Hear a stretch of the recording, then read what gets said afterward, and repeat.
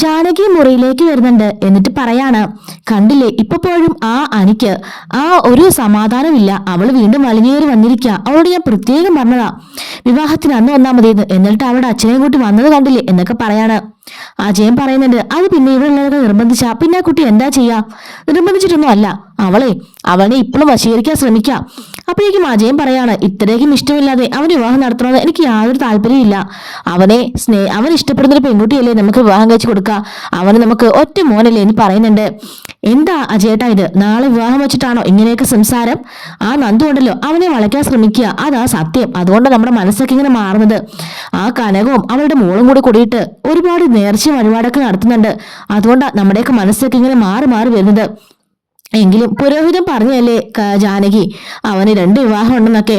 അതൊന്നും സംഭവിക്കാൻ പോകുന്നില്ല. എന്റെ അനാമികമ്മളുടെ കൂടെ അവൻ സന്തോഷമായിട്ട് ജീവിക്കും. നിങ്ങൾ കണ്ടോ ഇപ്പത്തെ ഇഷ്ടക്കിടക്കേ ആ നന്ദു അവനെ വലവേശി പിടിക്കാൻ ശ്രമിക്കുന്നുണ്ട്. അതൊക്കെ മാറിയിട്ട് രണ്ടുപേരും സന്തോഷമായിട്ട് ജീവിക്കും. ആ നയനയുണ്ടല്ലോ അവൾ പെരും കള്ളിയാ. അവളെ എല്ലാത്തിനും കാരണം. മനഃപൂർവ്വമായിട്ട് അനാമികനെ തള്ളിക്കളയാൻ നോക്കുക അവള്. അജയൻ പറയുന്നുണ്ട്, ഇപ്പൊ തന്നെ എല്ലാരും പറഞ്ഞത് അവന്മാർ രണ്ടും പുറമ്പോക്ക അനാമിക മരുമോളെന്ന്. ഇത് ദയവ് ചെയ്ത് നീ ഈ കാര്യങ്ങളൊക്കെ പറഞ്ഞ് നീ വെറുതെ പ്രശ്നം ഉണ്ടാക്കാൻ നിൽക്കണ്ട. ഞാൻ ആരോടും ഒന്നും പറയുന്നില്ല. അവൾമാർ പുറമ്പോക്ക് തന്നെയാ, അത് തന്നെയാ സത്യം എന്ന് പറയാനുണ്ടോ ജാനകി. അജയൻ പറയാണ്, നാളെ കല്യാണം ഒന്നും മിണ്ടാതെ കിടക്കുന്നുണ്ടോ? നയമോൾ പാവ, അവൾക്ക് അങ്ങനെ ഒരു കുഴപ്പമില്ലെന്ന് പറയുമ്പോൾ അവളോട് എനിക്ക് നല്ല മതിപ്പായിരുന്നു. അതൊക്കെ ഇപ്പൊ പോയി എന്നൊക്കെ ജാനകി പറയുന്നുണ്ട്. ഇതേ സമയത്ത് തന്നെ എനിക്ക് യാതൊരു സമാധാനം ഇല്ല കേട്ടോ. ഉറങ്ങാനൊന്നും വരുന്നില്ല. അങ്ങനെ ഉറക്കം വരാതെ അവൻ അവിടെ നിന്നും എഴുന്നേറ്റ് ബൈക്ക് എടുത്തുകൊണ്ട് പുറത്തേക്ക് പോകുന്നുണ്ട്. നയന നല്ല ഉറക്കമായിരിക്കും. ആദർശ് ഉറക്കില്ല കിടക്കായിരിക്കും കേട്ടോ. അങ്ങനെ ആദർശ് അവിടെ നിന്ന് എഴുന്നേറ്റ് അനിയുടെ മുറിയിലേക്ക് പോവാണ്. മുറിയിലേക്ക് ചെന്ന് നോക്കുന്ന സമയത്ത് അനിയോട് ഉണ്ടായിരിക്കില്ല. ആദർശോടെ എല്ലാം വിളിച്ചു നോക്കുന്നുണ്ട് കേട്ടോ. പക്ഷെ അനിയെ കാണുന്നില്ല. നാളെ കല്യാണമായിട്ട് ഈ രാത്രി 12 മണിക്ക് ഇവൻ എവിടെ പോയതെന്ന് പറഞ്ഞിട്ട് ബാൽക്കണിയിലേക്കൊക്കെ പോയി നോക്കുന്നുണ്ട്. അപ്പോഴാണ് താഴെ ബൈക്കില്ലാത്ത കാര്യം കാണുന്നത്. അങ്ങനെ ആദർശ് പലതവണ അനിയെ കോൾ ചെയ്യുന്നുണ്ടെങ്കിലും അനി ഫോൺ എടുക്കുന്നില്ല കേട്ടോ. ലാസ്റ്റ് വിളിക്കുമ്പോൾ ഫോൺ സ്വിച്ച് ഓഫ് ആക്കി വെക്കാണ്. അങ്ങനെ ആദർശ് അവിടെ മുഴുവൻ നടന്ന് തപ്പുന്നുണ്ട്. എന്നിട്ട് ഈ കാര്യം നയനോട് പറയാൻ വേണ്ടിയിട്ട് മുറിയിലേക്ക് വരുന്നുണ്ട്. നയനെ എഴുന്നേറ്റ് ഇത് പറയുന്നുണ്ട്. എന്താ ആദർശിട്ടാൻ ചോദിക്കുമ്പോഴേക്കും അനിയെ കാണാനില്ലെന്ന് പറയാണ്. ഞെട്ടലോട് കൂടിയിട്ട് ചാടി എഴുന്നേക്കാണ് കേട്ടോ നയന. എന്താ അനിയെ കാണാനില്ലെന്നോ? അയ്യോ അവൻ എവിടെ പോവാനാ? അറിയില്ല, അവന് മുറിയിലെങ്ങും കാണുന്നില്ല, അവന്റെ ബൈക്കും പുറത്തില്ല എന്ന് പറയുന്നുണ്ട്. ഈശ്വര എന്നും പറഞ്ഞിട്ട് നയന ചാടി എഴുന്നേക്കുന്നുണ്ട്.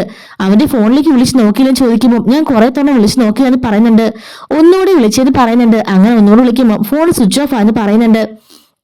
അങ്ങനെ ആദർശ് അപ്പൊ തന്നെ പോലീസിനെ വിളിക്കുന്നുണ്ട്. പോലീസിനെ വിളിച്ചിട്ട് പറയാണ്, സാറേ നാളെ വിവാഹം നടക്കാൻ ചെന്ന പയ്യനെ എന്റെ അനിയെ കാണുന്നില്ല. നേരത്തെ കല്യാണ പെണ്ണെ കാണുന്നില്ല, ഇപ്പൊ കല്യാണ ചെറുക്കനെ കാണാതെ പോയോ? എന്തോ ആടോ ഇതെന്ന് ചോദിക്കാണ്.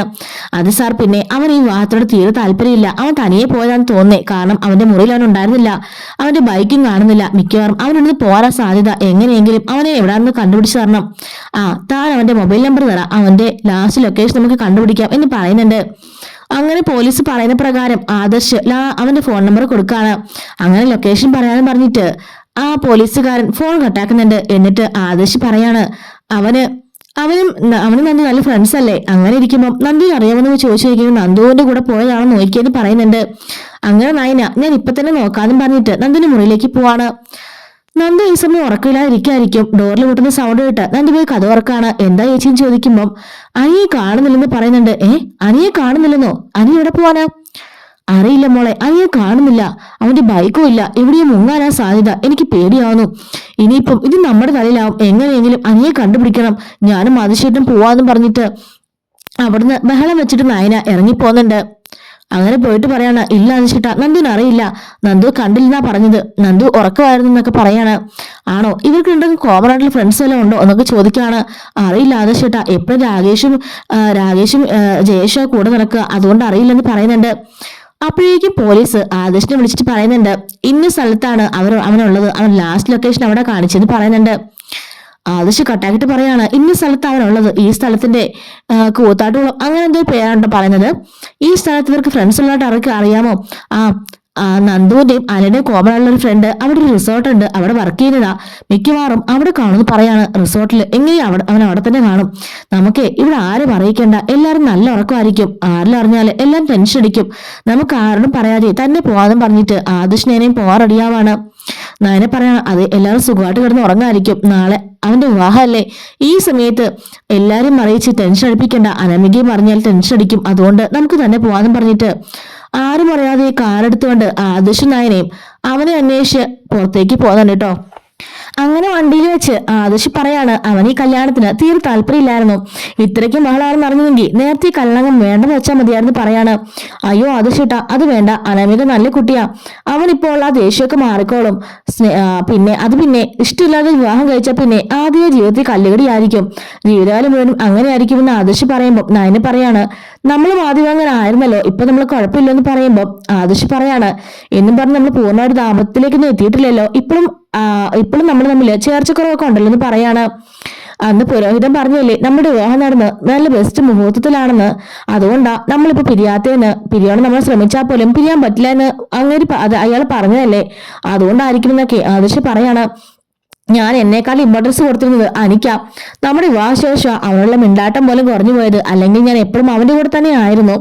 അവന്റെ മനസ്സിൽ ആരാണെന്ന് അവനോട് പറഞ്ഞിട്ടുമില്ല, അന്യജാതിയിൽപ്പെട്ട പെണ്ണാണെങ്കിൽ പോലും വിവാഹം കഴിച്ചു കൊടുക്കായിരുന്നു എന്നൊക്കെ ആദർശ് പറയാണ്. അയ്യോ ആദർശേട്ടാ ഇനി അങ്ങനെ ചിന്തിക്കണ്ട, അനാമിക മോക്ക് അവനെ ഭയങ്കര ഇഷ്ടമാണ്, അത് മതി, അതൊക്കെ നേരെ ആയിക്കോളും. ആദർശിനൊന്നും ഓർത്ത് ടെൻഷൻ അടിക്കണമെന്ന് പറയുമ്പോൾ എങ്ങനെ ടെൻഷൻ അടിക്കാതിരിക്കാനാ, അവൻ കാണിക്കുന്നതൊക്കെ കണ്ടില്ലേ, ഇത്രയ്ക്ക് അവൻ ഇഷ്ടമില്ലെങ്കിൽ പിന്നെ നമ്മൾ നിർബന്ധിച്ച് വിവാഹം കഴിപ്പിച്ചിട്ട് അവന്റെ ജീവിതം അധോഗതിയായാല് നമ്മൾ തന്നെ അതും കണ്ട് സഹിക്കണ്ടേ എന്നൊക്കെ പറയുന്നുണ്ട്. നീ അവനെ ഇപ്പൊ നല്ല കൂട്ടല്ലേ, എന്നിട്ട് നിനക്കും കണ്ടുപിടിക്കാൻ പറ്റില്ല അവന്റെ മനസ്സിലുള്ളത് ആരാണെന്ന്. നന്ദു ആണെങ്കിലോ അവന്റെ ബെസ്റ്റ് ഫ്രണ്ട്, അവർക്ക് കണ്ടുപിടിക്കാൻ പറ്റില്ല ആരാണെന്ന് എന്നൊക്കെ പ്രാദേശിക ദേഷ്യപ്പെട്ട് പോയിക്കൊണ്ടിരിക്കുകയാണ്. അങ്ങനെ ലാസ്റ്റ് ആയിട്ട് അവർ ആ റിസോർട്ടിൽ എത്തുന്നുണ്ട്. റിസോർട്ടിലെത്തിയിട്ട് അയാൾ എവിടെയാണെന്ന് ചോദിക്കുമ്പോൾ ഇന്ന് 307 മുറിയിലുണ്ടെന്ന് ആ സ്റ്റാഫ് പറയാണ്.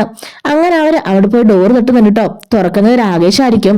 ആ സമയത്താണ് ആദർശ ആ കാഴ്ച കൊണ്ട് ഞെട്ടിപ്പോകുന്നത്. കാരണം അനി കുടിച്ച് ലെവലില്ലാതെ വെളിവില്ലാതെ അവിടെ കിടന്ന് ബഹളം വെച്ചിങ്ങനെ ഇരിക്കായിരിക്കും കേട്ടോ.